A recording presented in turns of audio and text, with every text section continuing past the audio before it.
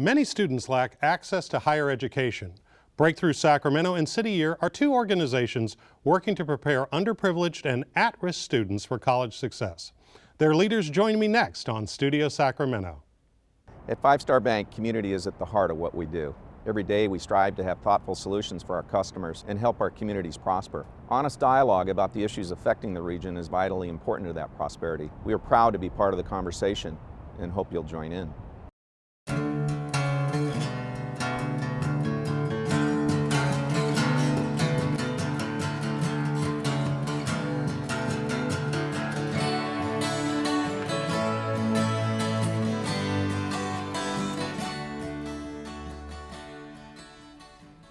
Adolfo, what is it that at-risk and underprivileged kids need different than any other child in preparing them for college entrance and success?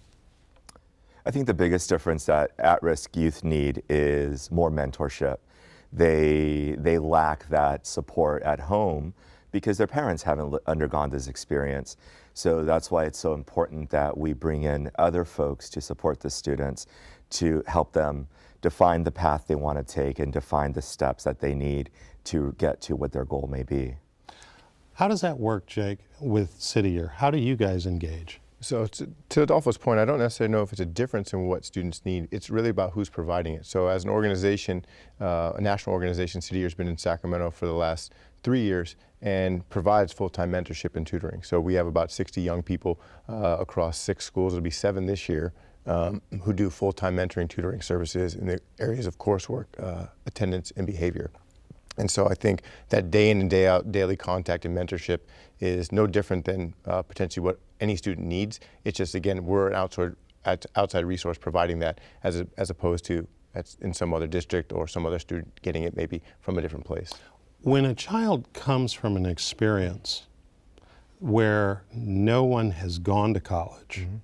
or has any sort of touchstone to that type of experience, what are some of the basic assumptions that those kids and their caregivers are missing that typically organizations like yours and Adolfo's have to fill in for?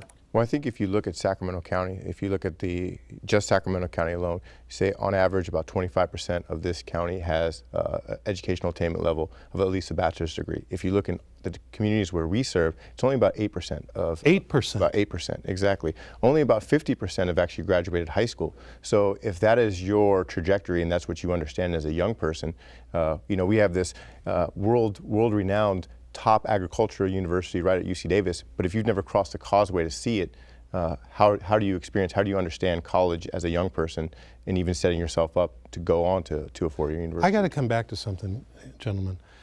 You just said that in some of the neighborhoods that you serve, and I assume that many of the kids that you serve come from similar types of neighborhoods. Yeah, there's lots of overlap. Right. 50%, the high school graduation rate is 50%. Now, when I casually read national statistics, we're looking at, graduation rates in the 80s and 90s and things like that. 50%? Who are these kids? Well, and just the caveat being is that the neighborhoods that we serve are about 50% attainment levels. Now, if you look at the schools, there has been a lot of improvement made. And the high schools in this city are getting above that state average of 80%. But if you look, these are cycles and traditions and several generations of poverty in many instances. And so if you took the average of the adult population, that's what you're talking about. What is it? What are the sort of building blocks that tend to be missing that you've got to backfill for? Well, I can speak about Breakthrough specifically because at Breakthrough we're very transparent that we expect our students to attain at least a bachelor's degree. So for us, we have to make sure that our students, first of all, understand the A through G requirements to make sure they're on a college preparatory path. And then that self-assessment so that they know what they're shooting for. What we find at times with our participants is they're hearing they're great, they're amazing, they're bright, they're the best, but that's in the community that they come from. It would be unjust of me to take a student who's doing amazingly well in this culture of, I'll say high apathy, and send them to a school like Stanford or UC Berkeley, where they're not going to be as successful. So what we really focus on at Breakthrough is what are those blocks to be academically successful, to have the self-advocacy, to seek the help that they might need when they're on their own. I want to just jump in on something you just said. When you talk about a kid who's thought of as being exceptional, and they're told they're great and everything else, and it's within the context of their neighborhood, their local environment, and it would be unfair to send them to a Stanford or something like that. There was a New York Times article about a year ago that talked about the journey of this young girl from high school, where she was an exceptionally high-achieving student, and she ended up going to a very big prestigious university. I forget whether it was NYU or something like that. And she failed out. And she was considered to be the example of a growing phenomenon where it is that you take kids who in a school, a college experience that was a bit, it was not as prestigious, it was on a different tier, but in that place they flourish. And they make it through. But you take these kids and you put them in a situation where they were number one, and now they're like number 121, and it breaks them. Yes, because that resiliency hasn't been built up in many of our students. They're always hearing they're the best, and to realize that they're not is earth-shattering. And that's what we start doing with our 7th graders, the newly admitted students to Breakthrough. The first week of the summer program, a lot of our discussion is trying to rebuild that self-esteem, because for the first time, our participants are realizing what the bigger world is like and what it's like to have to compete and to have higher accountability. So those are the kinds of maybe more intangible skills that we focus on in particular. Give me the small capsule on Breakthrough, who it serves and what it does. Yeah, so Breakthrough recruits students in 6th grade from what we say under-resourced schools. So these are low-income, first-generation students. Across the region? Primarily Meadowview, Oak Park, and Del Paso Heights. Okay. So the urban core, not quite in the suburbs yet. And we tell them, if you want to go to a 4-year college, apply to Breakthrough. And a large part of our program is also educating the students' educational advocates in how to support the student to make these decisions and to go away. You use the word educational advocates as opposed to parents. Yes. Why do you use that term? That's a very intentional decision that we've made, because what we find is oftentimes the parents are busy surviving. Sometimes there aren't parents in the household, but if there are parents, they have so much on their plate that the family will seek out somebody to support them in this parameter in particular. So oftentimes I'm working with an older sibling or a neighbor or an uncle or an auntie or a grandparent, and that's who's supporting the student with their path. That's interesting. It almost sounds like, in a different context, healthcare advocacy. But Jake, I want to ask you about City Year. Sure. So your City Year is a program that came to Sacramento three plus years ago. We're entering into our 4th year. Entering the 4th year. And give us the transformation model of City Year.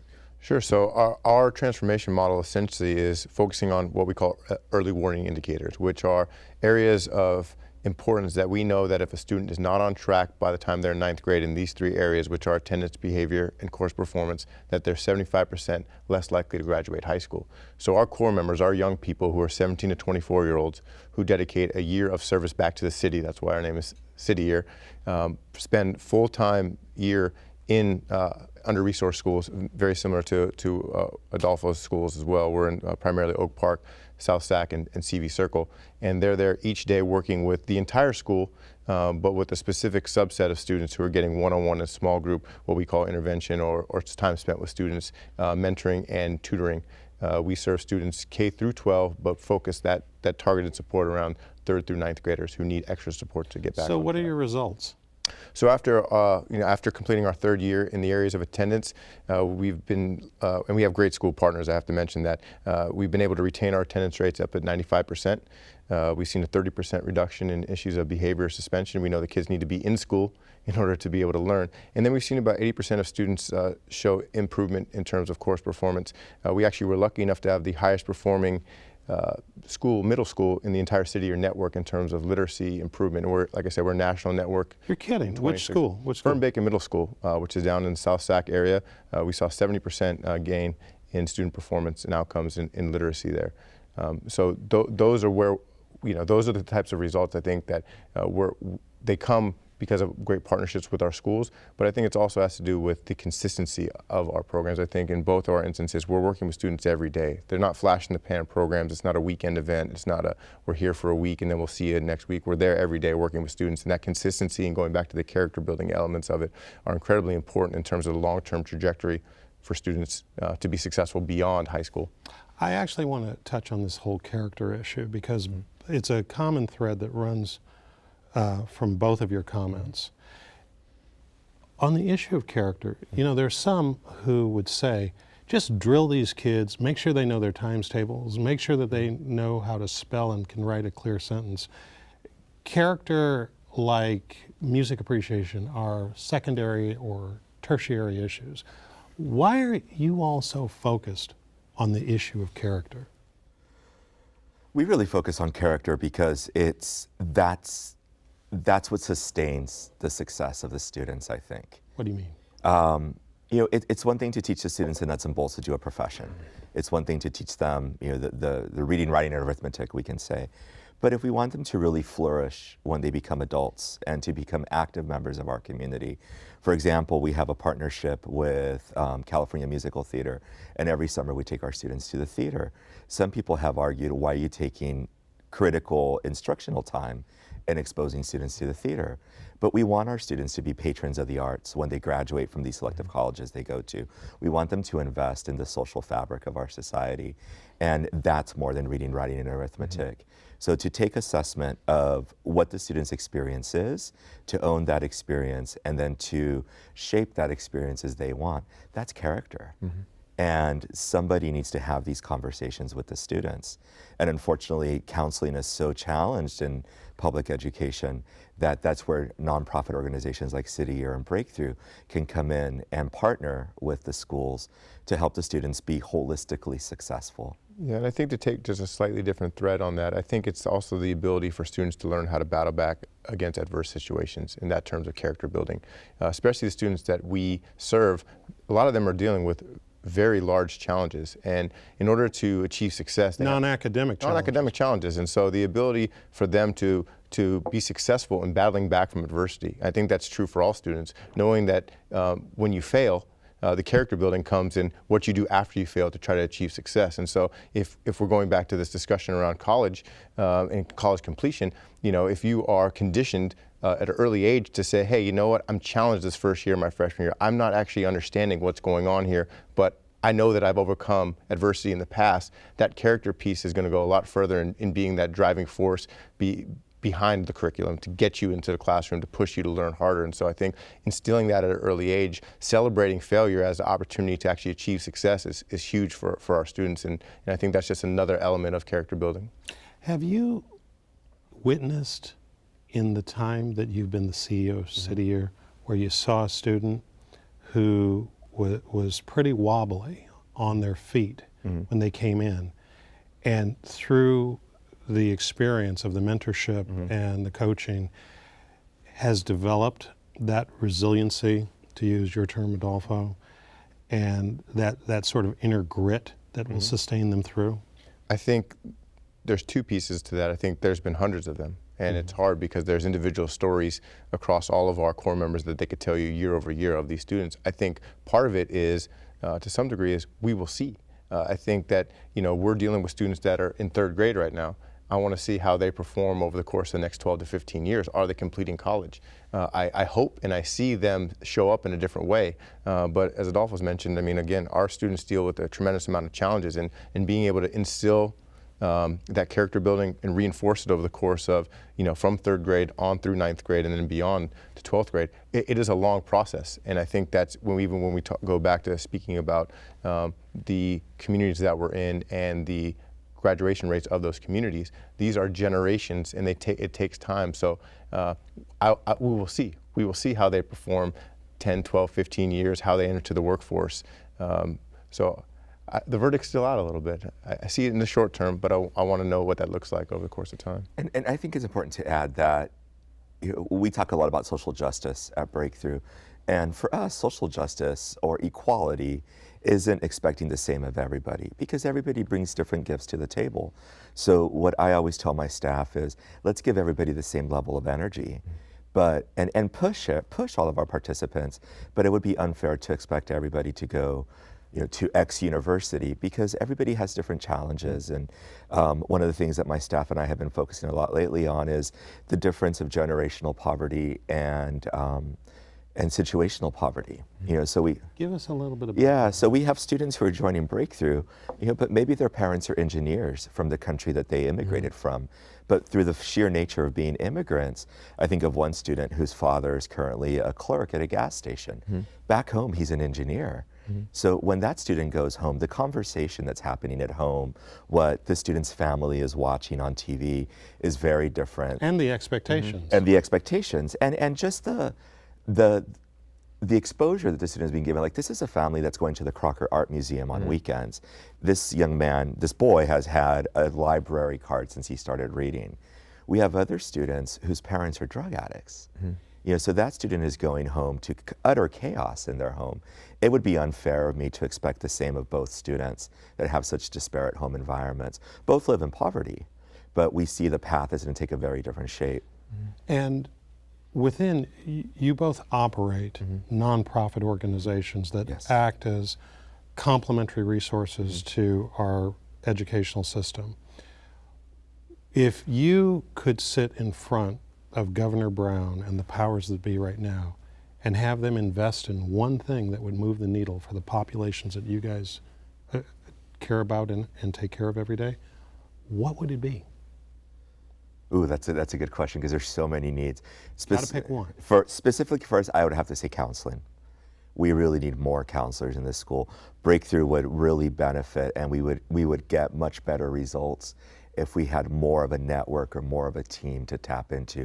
Not that counselors are opposed to working with us, but counselors have so much on their plate that they really have to triage, and focusing on a student who's debating a selective private or a selective public university really isn't as life-threatening. Actually, let me give you guys a different scenario, because this is one that I encountered out in the community related to counseling. Different than selective versus non-selective university discussion. Smart kid comes from a family, single parent family, in poverty, some other issues going on, and does not have a tradition of higher education at all within the family. So there is no advocate, sponsor, parent to step forward. Smart kid coming through the system, teachers love him, but no one's ever counseled him. Yes. So what happens is that he chooses, by and large, his classes for himself. He gets further along, his dream is to go to a UC. He can't go to a UC because he's in 11th, at the end of 11th grade, he hasn't taken the right course design. There is virtually no summer school except for remedial education.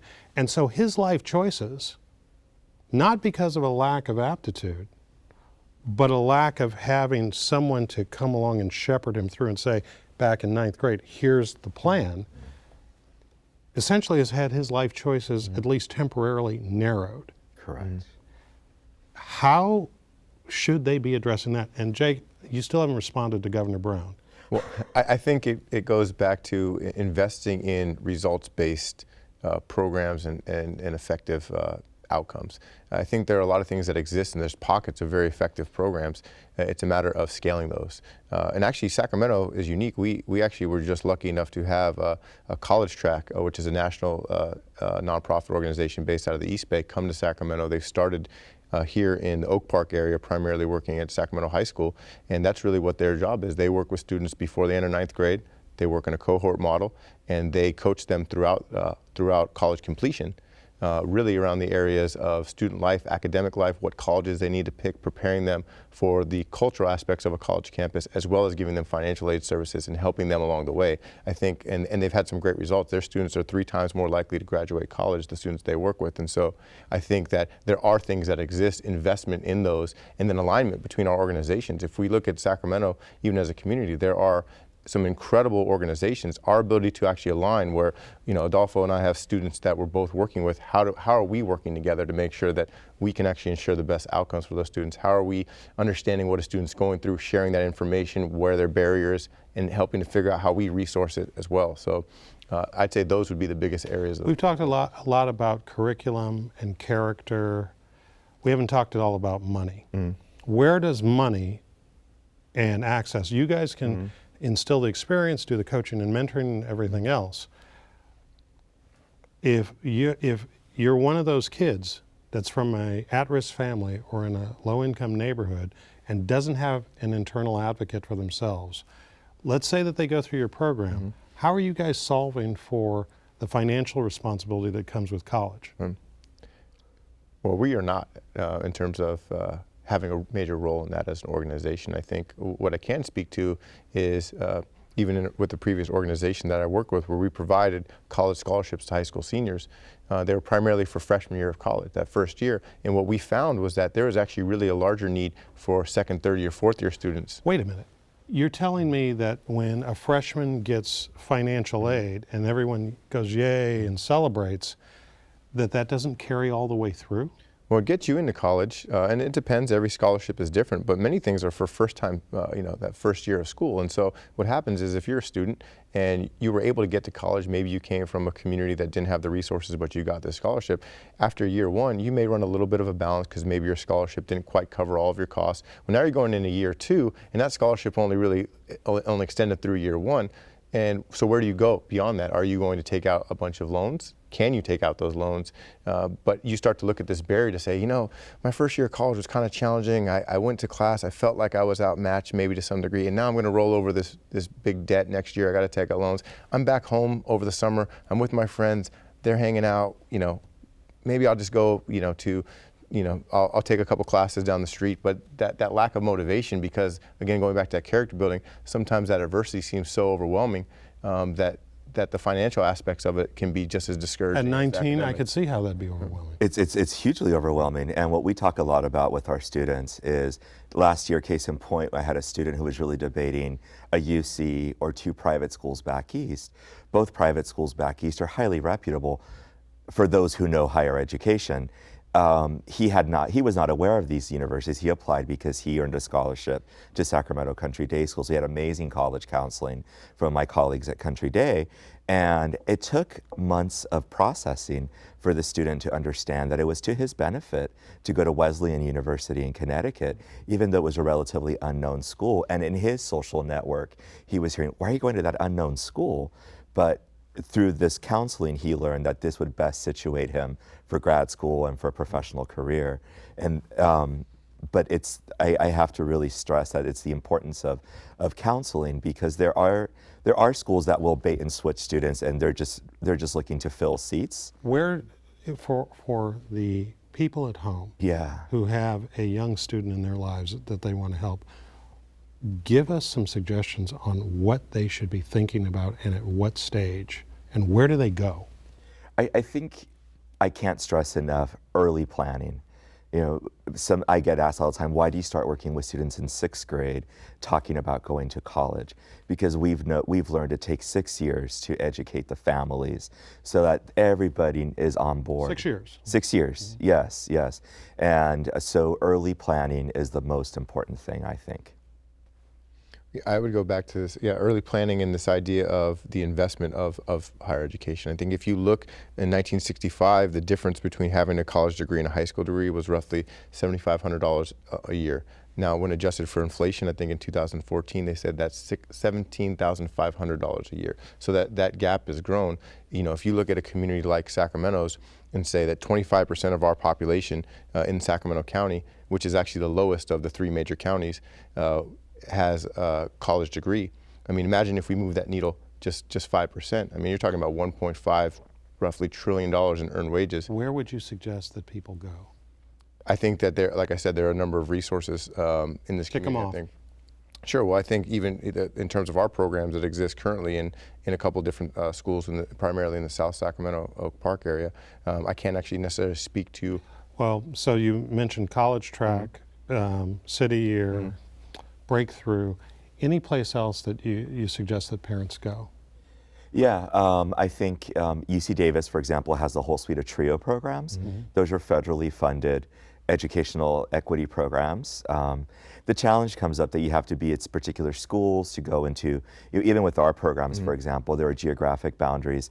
So it does take research on the adults' end to find which program they will be eligible for. But I think just doing that research and reaching out to people already working in this field, because we have our networks and we're growing our networks. So I'm constantly referring people. All right. Gentlemen, much success to you, and we're going to leave it there. Thank you. Thank you. And that's our show. Thanks to our guests and thanks to you for watching Studio Sacramento. I'm Scott Syphax. See you next time right here on KVIE.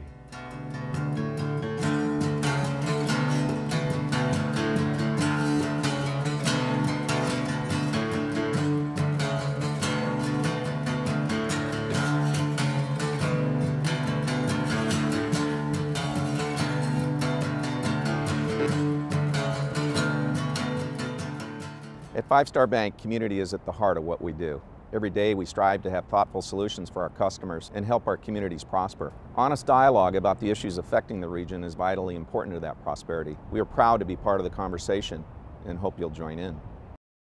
All episodes of Studio Sacramento, along with other KVIE programs, are available to watch online at kvie.org/video.